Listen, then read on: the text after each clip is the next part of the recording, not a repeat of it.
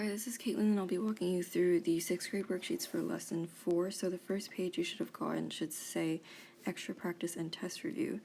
1 through 5 ask for you to write the following numbers in expanded form. So I'll do one of these because this should be review. So, let's see. Well, the first digit comes on at 4. So 4 is 0.004.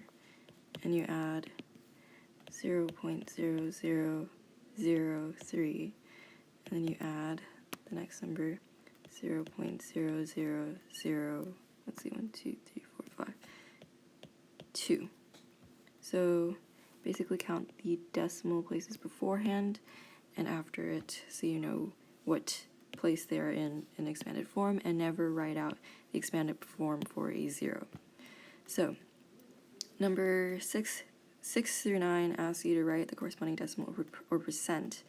When you're switching from a decimal to a percent, you want to move the decimal point 2 times to the right. So 293.8 would become 29,380%.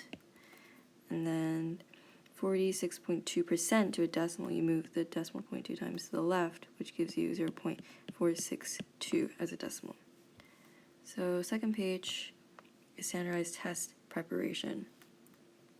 So I will do 1A and 1B. So in Miss Hewitt's class, there are 2.007 times as many girls as there are boys. What is the expanded form of 2.007? So this is the same thing that we did over there. You get the 2, and you add 0.007.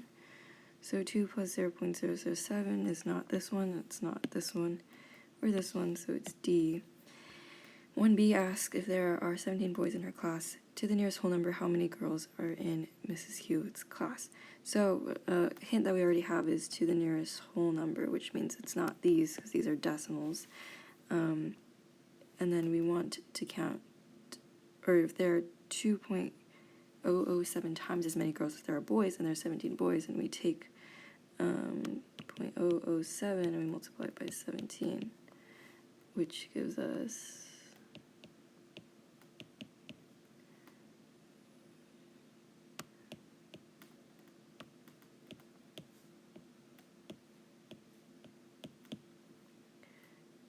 'What goes here, and then we want to the nearest whole number, so we round this off and it becomes C. Okay, so this is the third page. It is check what you know. So we're doing whole number operations. Remember, PEMDAS is the order of operations that you want to do. So one of the ones that you would use this would be 1, 2, and 3. Though adding and subtraction, you don't have to be as careful. You should still keep it in mind. So number 1 is 6 plus 23, which is 29. You want to minus 15, which gives us 14. That is how you show your work. And then this part says multiply decimals by tens. Multiplication means that you move decimal points to the right. So there's only 1 0 here, which means you move the decimal point 1 time to the right, which gives you 54. This one, there's 2 decimal points here, so you move it twice and you get 672. And this one, you move it 4 times and there's no space, or there's no numbers there, so you fill them in with zeros. And this last one, you move it 3 times, and so you get 840 since you have to fill in a 0 there.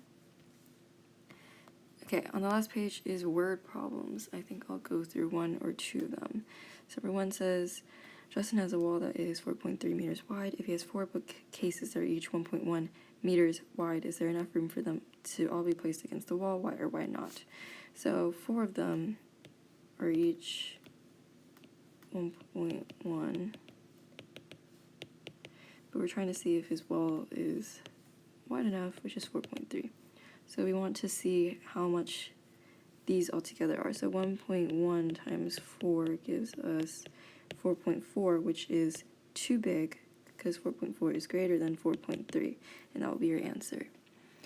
Number 2 says Esther works part-time at her local boba store. Esther makes $12.56 for each full hour that she works. Last week she worked 4-hour shifts on 5 days. How much money did she make just last week? So we have to figure out how many hours she worked in total in last week, and we know that she worked 5 days, and on those 5 days she worked 4 hours each.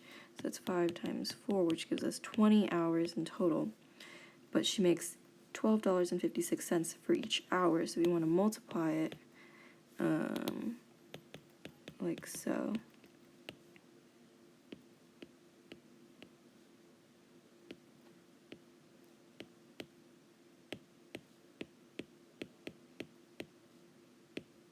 So she made $251.20 just last week. Okay, that'll be all for today.